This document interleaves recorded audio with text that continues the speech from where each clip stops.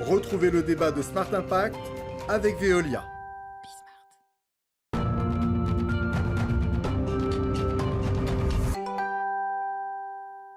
Et je vous présente tout de suite les invités de ce débat. Jérémy Simon, bonjour, bienvenue. Vous êtes délégué général adjoint du syndicat des énergies renouvelables en charge des filières électriques. À vos côtés, Nicolas Defresne, bonjour. Bonjour. Le directeur général de Soren. Je commence avec vous, c'est quoi Soren ? Donc Soren, c'est un éco-organisme. Un éco-organisme, c'est une société qui assure, pour le compte de ses metteurs sur le marché, la gestion des équipements en fin de vie. Voilà, les panneaux solaires dans notre cas. Donc c'est vraiment, ça a été créé pour la filière des panneaux solaires, c'est ça ? Absolument, c'est un engagement en fait de la filière photovoltaïque qui est lié à une réglementation qui s'appelle la réglementation des 3E, des déchets d'équipements électriques et électroniques, qui existe depuis 2005 pour tout un tas d'équipements.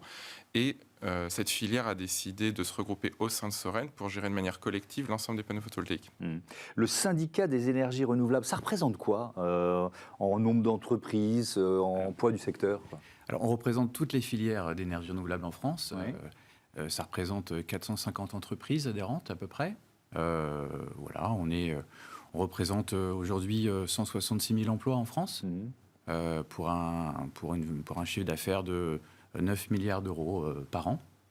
On représente les filières d'énergie renouvelable électrique comme l'éolien, terrestre, maritime, le solaire photovoltaïque, l'hydroélectricité, mais également les filières actives dans la chaleur renouvelable et le bois énergie, la géothermie, etc. Ouais, donc c'est assez vaste, secteur en croissance, évidemment. Secteur en croissance, avec des caractéristiques propres à chaque filière, en fonction des enjeux, mais on est effectivement des filières d'avenir, ouais, tout à fait. L'électricité renouvelable, toutes sources confondues, ça couvre près de 25% de l'électricité annuelle consommée, ça c'était les chiffres de l'an dernier, et le solaire couvre 3% de l'électricité annuelle consommée l'an dernier. 3%, Jérémy Simon, c'est... Là, on se dit c'est pas beaucoup. Là aussi, ça donne quoi les chiffres ? C'est un photovoltaïque en croissance, en forte progression ? Je ne me rends pas bien compte. C'est une filière qui a énormément progressé depuis à peu près 15 ans, à partir du moment où elle s'est mise en place en France, avec des taux de raccordement annuels assez équilibrés. Et à noter quand même que l'année dernière, en 2021, on a battu le record avec un raccordement à hauteur de 2,7 gigawatts, ce qui est très important pour la filière, avec un gros potentiel pour l'avenir également. Alors 3%, vous disiez, 3% de consommation électrique en France. Il faut savoir que certaines régions sont mieux dotées que d'autres. C'est les régions du Sud qui bénéficient d'un meilleur ensoleillement. La couverture, là, s'élève notamment en région de Nouvelle-Aquitaine jusqu'à près de 10% d'électricité consommée par le solaire. Donc c'est quasiment une personne sur 10. Alors, si on rentre dans le détail du débat sur la question du recyclage, Nicolas Defresne, dans un panneau solaire, qu'est-ce qui se recycle, qu'est-ce qui ne se recycle pas ? Alors c'est principalement un produit constitué de verre, à un peu plus de 60%. Vous avez aussi de l'aluminium. Tout ça se recycle assez facilement et c'est des procédés qui existent déjà de longue date. Vous avez les câbles et puis vous avez surtout en fait la cellule en silicium qui est dopée avec des métaux critiques qui d'ailleurs sont extrêmement valorisables et qui ont un enjeu important en termes de création de valeur en matière première secondaire. Donc on est aujourd'hui sur des taux de valorisation qui atteignent 94% dans les cas les plus performants. On se situe en moyenne entre 90 et 94%. Et alors l'autre aspect, c'est la durée de vie. C'est quoi la durée de vie d'un équipement ? Alors la durée de vie d'un panneau, c'est généralement 25 ans. Aujourd'hui, en réalité, personne ne sait réellement puisque on est sur un premier cycle. On constate que, en tout cas, les panneaux, les performances durent dans le temps et que les promesses des fabricants sont tenues. Vous avez plus un sujet que je qualifierais de durée d'usage. C'est-à-dire que le progrès technologique dans les panneaux photovoltaïques est tel que vous avez des situations où, sur un foncier notamment qui est limité, il peut y avoir un intérêt en fait à changer les panneaux photovoltaïques anciens pour des neufs, même si les anciens fonctionnent encore, pour justement produire plus d'électricité, mais toujours sur la même surface. Oui, mais alors à ce moment-là, on retombe dans l'enjeu de notre débat, c'est-à-dire qu'est-ce qu'on fait des anciens ? C'est-à-dire que si on les renouvelle plus vite parce que la technologie fait que les nouveaux panneaux solaires sont plus efficaces en fait, c'est cette logique-là, qu'est-ce qu'on fait des anciens ? Où est-ce qu'ils partent en fait ? Alors il y a deux voies. Vous avez ce qu'on appelle le réemploi et la réutilisation, c'est-à-dire les anciens qui ont encore des performances suffisantes de les réutiliser pour d'autres emplois.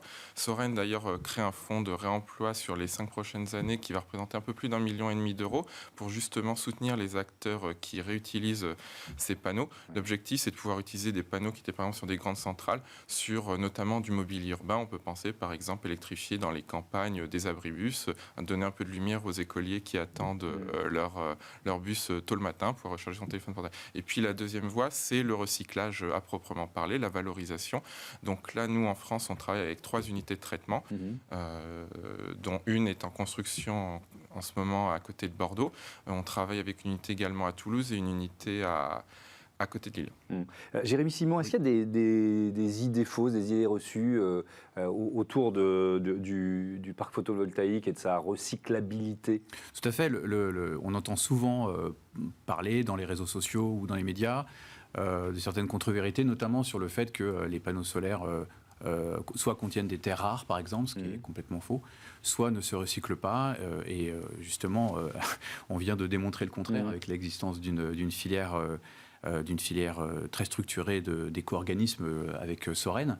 Le principe est assez simple, c'est-à-dire que dès la mise sur le marché d'un produit, le producteur ou le fabricant paye une petite écotaxe.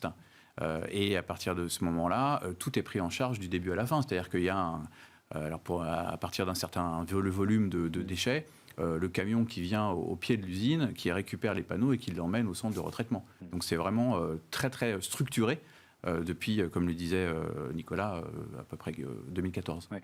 Vous parliez de métaux critiques, c'est pas la même chose que les terres rares. C'est quoi les métaux critiques en fait? Alors les métaux critiques dans les panneaux photovoltaïques, c'est principalement l'argent et vous avez aussi l'indium et du gallium. Il n'y a pas de terres rares dans les panneaux photovoltaïques. Il y a une note d'ailleurs de l'ADEME qui le précise, que vous avez vous mentionnez les idées reçues qu'on peut avoir, c'en est une.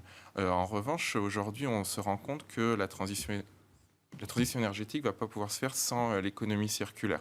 Et en particulier dans la situation actuelle où on parle beaucoup de souveraineté, il y a cette notion que moi j'aime beaucoup qui est celle de mines urbaines.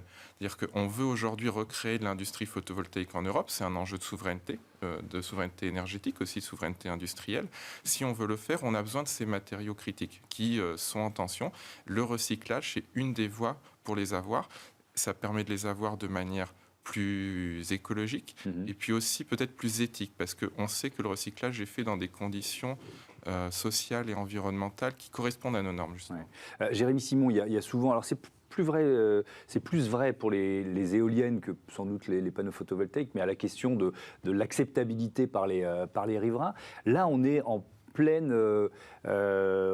contexte de hausse des prix de l'énergie, de hausse des prix du carburant, de questions de souveraineté avec la guerre en Ukraine. Est-ce que vous pensez que ça va faciliter les prochains projets en matière d'énergie renouvelable, que ce soit l'éolien ou le photovoltaïque? On se rend compte effectivement avec la crise actuelle, la nécessité d'aller encore plus loin et d'accélérer sur les sujets de souveraineté, notamment de souveraineté énergétique.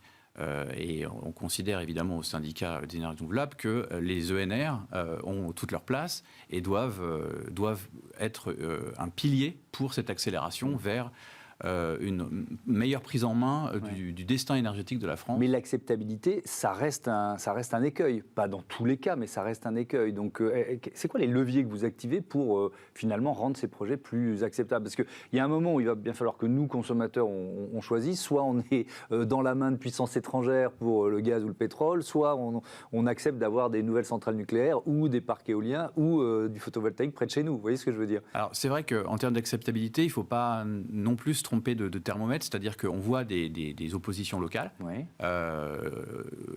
territorialisées ou localisées sur certains territoires. En revanche,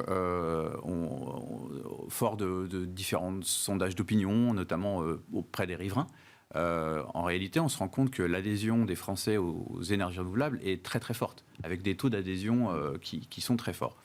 Ça ne nous empêche pas effectivement de traiter le problème ou la difficulté quand elle se présente devant nous, en expliquant, par exemple, en luttant contre certaines contre-vérités. On en parlait avec la question des terres rares ou de recyclage, mais aussi en incitant les parties prenantes à à participer à des éventuels débats publics qui ont lieu, en expliquant que l'implantation ou le développement du solaire photovoltaïque n'équivaut pas à une artificialisation des sols, comme ça pourrait être le cas, par exemple, de la construction d'infrastructures de génie civil avec tout ce que ça implique. Donc voilà, juste expliquer et démontrer que finalement, ce sont des énergies qui vont se développer et qui commencent déjà à faire partie du paysage. Oui. Et puis encore une fois, il va bien falloir qu'on choisisse. 15 000 tonnes de panneaux solaires collectés entre 2015 et 2020, Nicolas Defrenne. Ça, c'est sur on va dire les 5 dernières années, pas tout à fait, mais c'est quoi la perspective ? C'est en forte augmentation? Absolument. Donc on est sur un produit, on est sur un marché d'équipement. Donc en fait, il y a un effet de rattrapage entre ce qui est vendu et puis ce qui est collecté en fin de vie. On sait qu'à terme, on sera aux alentours de 200 000 tonnes par an. Aujourd'hui, le gisement en France, c'est 1 200 000 tonnes.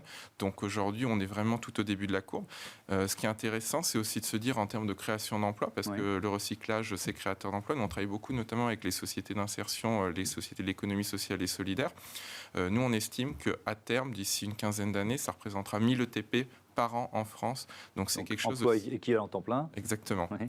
Et donc ça permet aussi, vous parlez de l'acceptabilité sociale, je pense que c'est important de montrer qu'au-delà de l'engagement environnemental de la filière sur ces questions, c'est créateur de valeur dans les territoires, parce qu'on recycle en France, on ne va pas recycler évidemment ailleurs. Il y a le principe de proximité qui est très important, nous, lorsqu'on choisit un prestataire.